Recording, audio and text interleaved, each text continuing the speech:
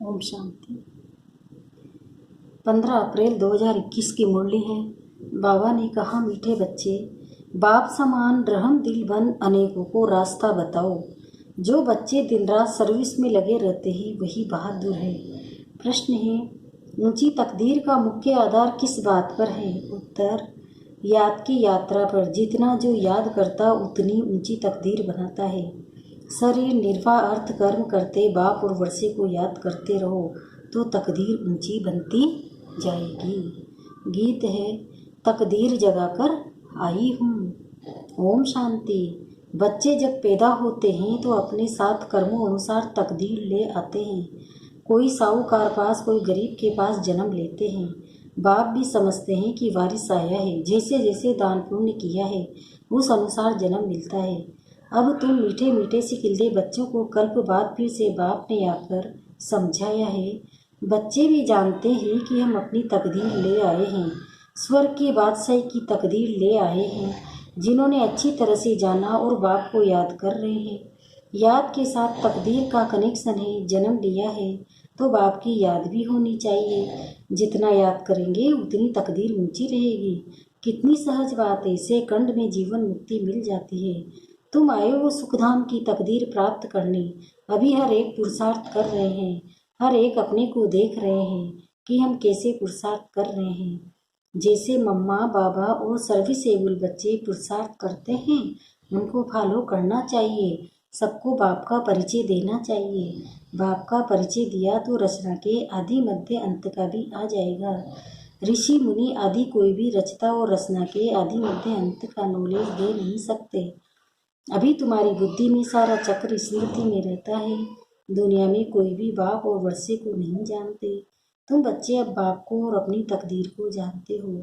अब बाप को याद करना है। शरीर निर्वाह कर्म भी करना है। घर बार भी संभालना है। कोई निर्बंधन है तो वह अच्छी सर्विस कर सकते हैं। बाल बच्चे कोई नहीं तो उनको सर्विस करने का अच्छा चांस है।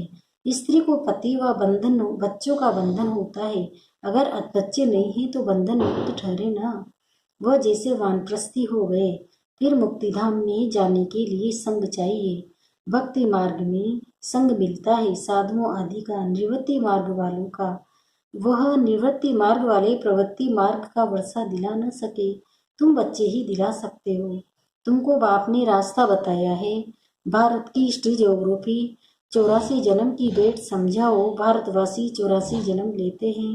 एक की बात नहीं है। सूर्यवंशी सो फिर चंद्रवंशी फिर वैश्यवंशी घराने में आते हैं। नंबरवार तो होते हैं न। भारत का पहला नंबर प्रिंस है श्री कृष्ण, जिसको झूले में झुलाते हैं। दूसरे नंबर को झुलाते ही नहीं है क्योंकि कला कम हो गई। तो पहला नंबर ही पूजा उसकी होती है। मनुष्य समझते नहीं है कि कृष्ण एक है व दो तीन है। कृष्ण की डिनाइस्टी चलती है, ये किसी को भी पता नहीं है।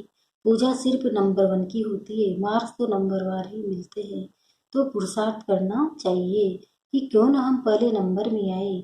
मम्मा बाबा को फॉलो करें, उनकी राजधानी ले लेवे। जो अच्छी सर्विस करेंगे वह अच्छे महाराजा के घर में जन्म लेंगे। वहाँ तो है ही महाराजा महारानी।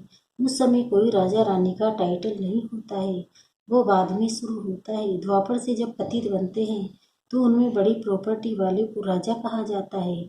फिर महाराजा का क्लब कम हो जाता है, प्राय लोग हो जाता है। फिर जब भक्ति मार्ग होता है तो गरीब साहूकार में फर्क तो रहता है ना। अब तुम बच्चे ही शिव बाबा को याद करते हो और उनसे वर्षा ले रहे हो और सत्संगों में मनुष्य बैठ कथा सुनाते हैं। मनुष्य मनुष्य को भक्ति सिखलाते हैं। वह ज्ञान देकर सदगति नहीं कर सकते। वेद शास्त्र आदि सभी भक्ति मार्ग के।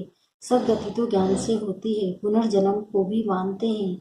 बीच में तो कोई भी वापिस जा न सके। अंत में ही बाप आकर सबको ले जाते हैं। इतनी सब आत्माएं कहाँ जाकर ठहरेगी। सब धर्म वालों के सेक्शन तो अलग अलग है ना। तो ये भी समझाना है। ये किसी को पता नहीं है कि आत्माओं का भी झाड़ है। तुम बच्चों की बुद्धि में सारे झाड़ का ज्ञान रहता है। आत्माओं का झाड़ भी है, जीव आत्माओं का भी झाड़ है। बच्चे जानते हैं कि ये पुराना शरीर छोड़कर घर जा रहे हैं। मैं आत्मा हूँ, इस शरीर से अलग। ये समझना गोया जीते जी मरना। आप मुझे मर गई दुनिया, मित्र संबंधी आदि सबको छोड़ दिया। पहले पूरी शिक्षा लेकर मतरबे के अधिकारी फिर बन जाना है। बाप को याद करना तो बहुत सहज है, भल कोई बीमार हो उसको भी कहते रहना चाहिए कि शिव बाबा को याद करो तो विकर्म विनाश होंगे। जो पक्के योगी हैं उनके लिए जल्द शरीर छोड़ना भी अच्छा नहीं, क्योंकि वो योग में रहकर रूहानी सेवा करते हैं। मर जाएंगे तो सेवा कर नहीं सकेंगे, सेवा करने से अपना ऊंच पद बनाते रहेंगे और भाई बहनों की सेवा भी होगी, वो भी बाप से वर्षा पा लेंगे। हम आपस में भाई भाई हैं, एक बाप के बच्चे हैं। बाप कहते हैं मुझे याद करो तो विकर्म विनाश होंगे। आगे भी ऐसे कहा था, किसी को भी समझा सकते हो। बहन जी अथवा भाई जी, तुम्हारी आत्मा तमो प्रधान बन गई है, तो सतो प्रधान थी, अब फिर तमो प्रधान से सतो प्रधान बन सतो प्रधान दुनिया में चलना है। आत्मा को सतो प्रधान बनाना याद की यात्रा से। याद का पूरा चार्ट रखना चाहिए, ज्ञान का चार्ट नहीं रख सकेंगे। बाप तो ज्ञान देते रहते हैं, जांच रखने की हमारे ऊपर जो विकर्मों का बोझा है, पाप कर्मों का बोझा है, वह कैसे उतरे, इसलिए याद का चार्ट रखा जाता है। हमने कितना घंटा याद किया, मूल वतन को भी याद करते हैं, फिर नई दुनिया को भी याद करते हैं। उथल पुथल होनी है, उसकी भी तैयारी हो रही है, बोम शादी भी बनाते रहेंगे। एक तरफ कहते हैं कि हम ऐसे ऐसे मौत के लिए सामान बना रहे हैं, दूसरी तरफ कहते हैं मौत का सामान नहीं बनाओ। समुद्र के नीचे भी मारने का सामान रखा है, ऊपर आकर बूम फिर भी समुद्र में चले जाएंगे। ऐसी ऐसी चीजें बनाते रहते हैं, यह अपने ही विनाश के लिए कर रहे हैं। मौत सामने खड़ा है, इतने बड़े बड़े महल बना रहे हैं, तुम जानते हो ये सब मिट्टी में मिल जाएंगे। किनकी दबी रही धूल में किनकी आग जलाए, किनकी चोर लूट ले जाए, किसकी राजा खाए। लड़ाई जरूर होगी, कोशिश कर पॉकेट सबके खाली करेंगे। चोर भी कितने घुस पड़ते हैं, लड़ाई पर कितना खर्चा करते हैं। ये सब मिट्टी में मिल जाना है, मकान आदि सब गिरेंगे। बोम्स आदि गिरने से सृष्टि के 3 भाग खलास हो जाते हैं, बाकी एक भाग बच जाता है।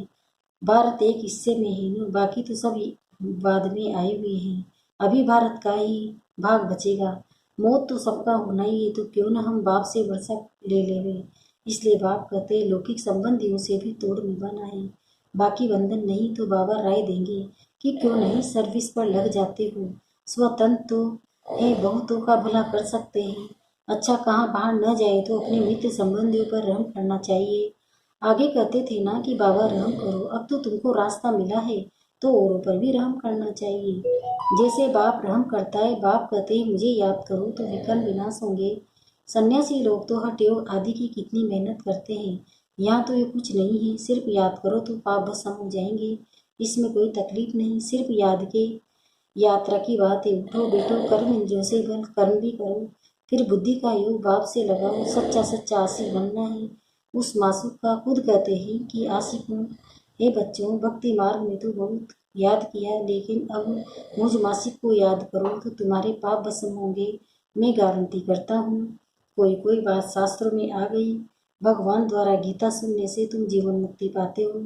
मनुष्य गीता सुनने से जीवन बंध में आ गए हो, सीढ़ी उतरते आए हो। हर एक बात में विचार सागर मंथन करना है, अपनी बुद्धि चलानी है, बुद्धि की यात्रा है जिससे विकर्म विनाश होंगे। वेद शास्त्र यज्ञ तप आदि करने से पाप नाश नहीं होंगे, नीचे ही गिरते आए हैं। अभी तुमको ऊपर जाना है, सिर्फ सीढ़ी से कोई समझ नहीं सकेंगे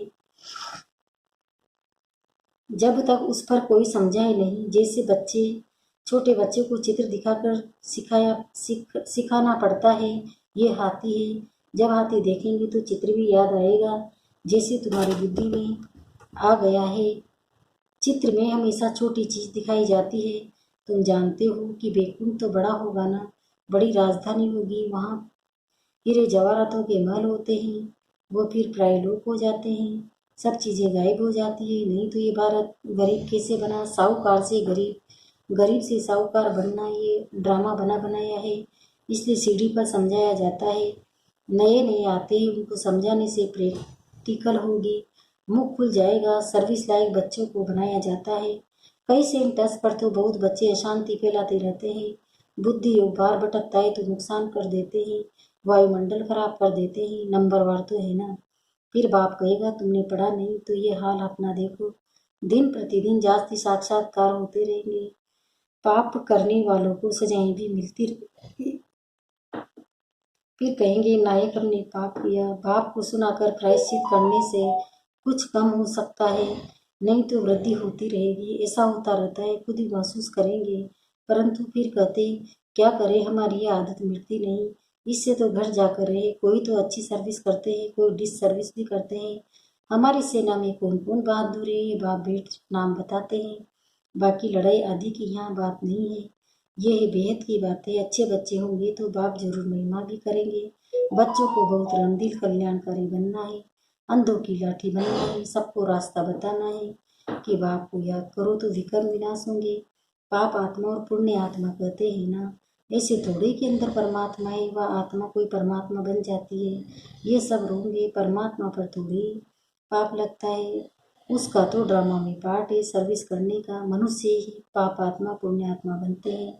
जो सतो प्रधान से वही तमो प्रधान बने हैं। उनके तन में बाप बेट सतो प्रधान बनाते हैं तो उनकी मत पर चलना पड़े।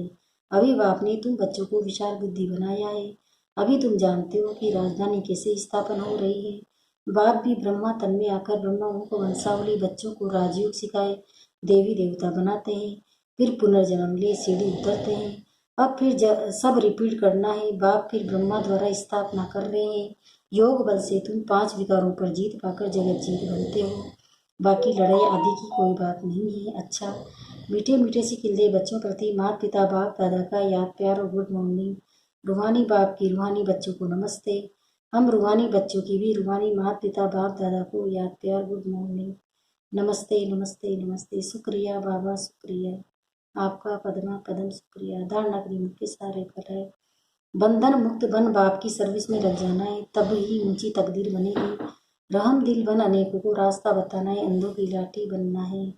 दूसरा, इस शरीर से ममत निकाल जीते जी मरना है, क्योंकि अब वापस घर जाना है। बीमारी में भी एक बाप की याद रहे तो विकर्म विनाश हो जाएंगे। वरदान, अन्य आत्माओं की सेवा के साथ साथ स्वयं की भी सेवा करने वाली सफलता मूर्त भव। विस्तार बता रहे हैं बाबा, सेवा में सफलता मूर्त बनना है तो दूसरों की सर्विस के साथ साथ अपनी भी सर्विस करो।